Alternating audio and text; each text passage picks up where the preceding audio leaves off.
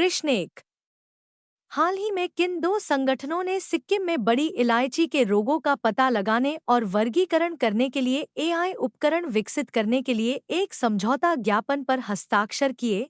उत्तर, national informatics centre (NIC), national informatics centre और spices board of India.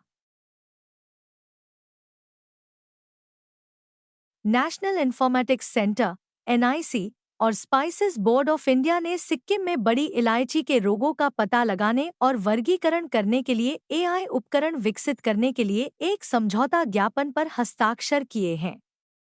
Kolkata में NIC के AI उत्कृष्टता केंद्र के नेतृत्व में यह परियोजना रोगों की जल्दी पहचान के लिए इलायची की पत्तियों की छवियों का विश्लेषण करती है।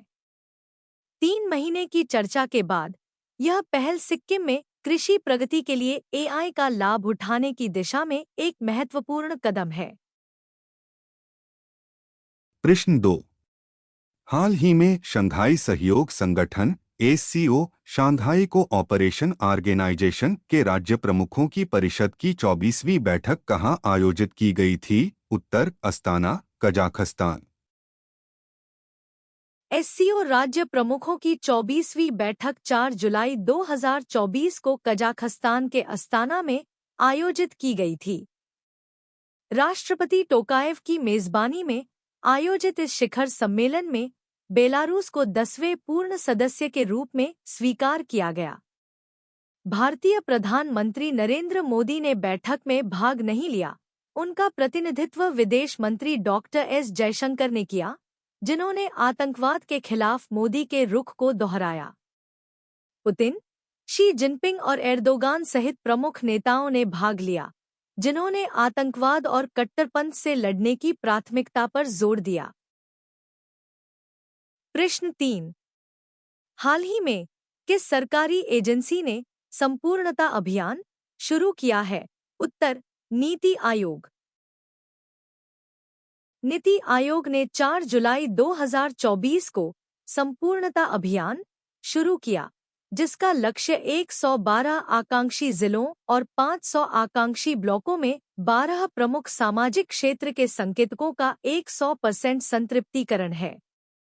30 सितंबर तक चलने वाले इस अभियान में देश भर के अधिकारियों, फ्रंटलाइन कार्यकर्ताओं और नागरिकों ने उत्साहपूर्वक भाग लिया।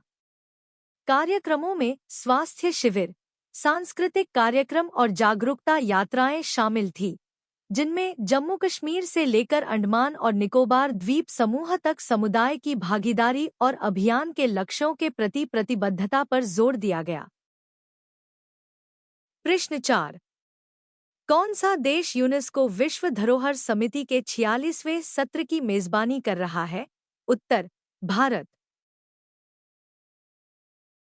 भारत जुलाई के 21 से 31, 2024 तक नई दिल्ली के भारत मंडपम में यूनेस्को विश्व धरोहर समिति के 46वें सत्र की मेजबानी करेगा। इस महत्वपूर्ण सांस्कृतिक कूटनीति कार्यक्रम में 195 देशों से 2500 से अधिक प्रतिनिधि शामिल होंगे, जिनमें विश्व धरोहर संधि के राज्य पक्ष, सलाहकार निकाय, वरिष्ठ राजनयिक, विरासत विशेषज्ञ और विद्वान शामिल हैं।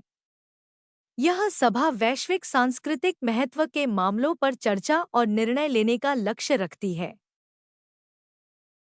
प्रश्न 5। हाल ही में समाचारों में उल्लिखित जंक डीएनए क्या है? उत्तर, डीएनए के गैर कोडिंग क्षेत्र।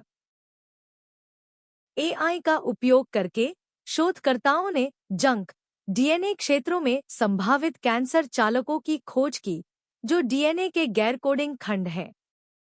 जबकि डीएनए प्रोटीन के लिए कोड करता है, सभी अनुक्रम इस कार्य को नहीं करते।